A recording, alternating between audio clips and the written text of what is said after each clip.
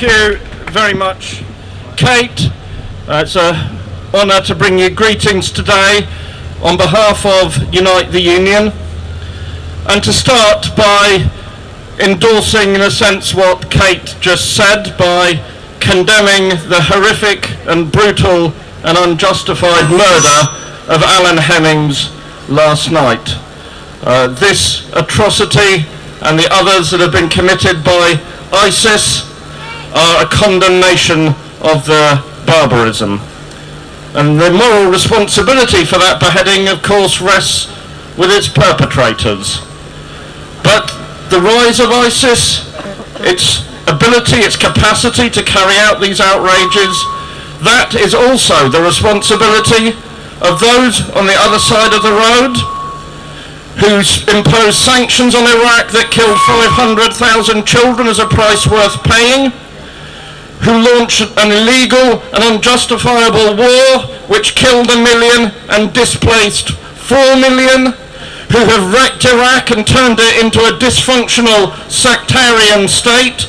All the blood that is shed in the Middle East is on the hands of Downing Street and the White House, as well as of ISIS. And let us also be clear, this bombing campaign, the third Iraq war launched in the last generation, this will not displace ISIS. The only thing that can bring a solution to the crisis in Iraq and Syria are the peoples of the region themselves. The whole of our history shows there is no solution from bombing, there is no solution from war, and there is no solution from Western neo-colonial intervention in Iraq, Syria, or anywhere in the Middle East.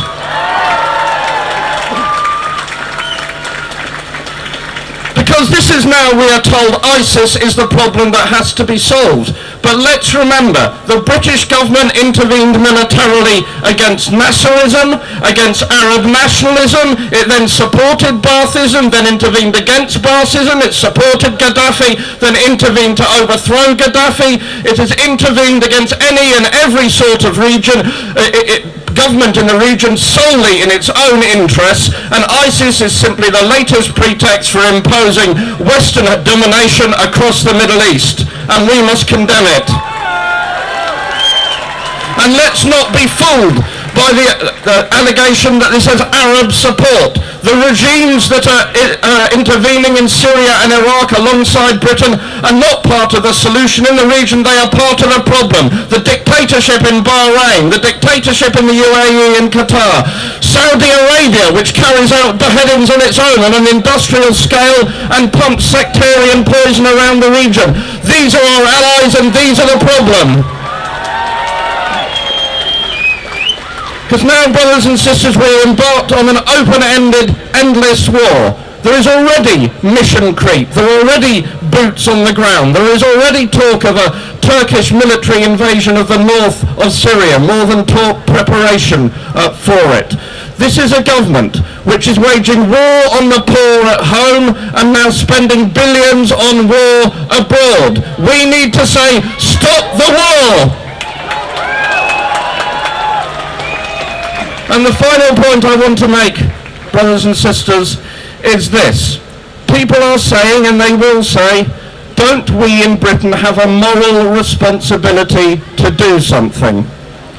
Well, brothers and sisters, we in Britain have a moral responsibility for the partition of Palestine. We have a moral responsibility for the installation of the Shah in Iran. We have a moral responsibility for the series of wars and sanctions against Iraq.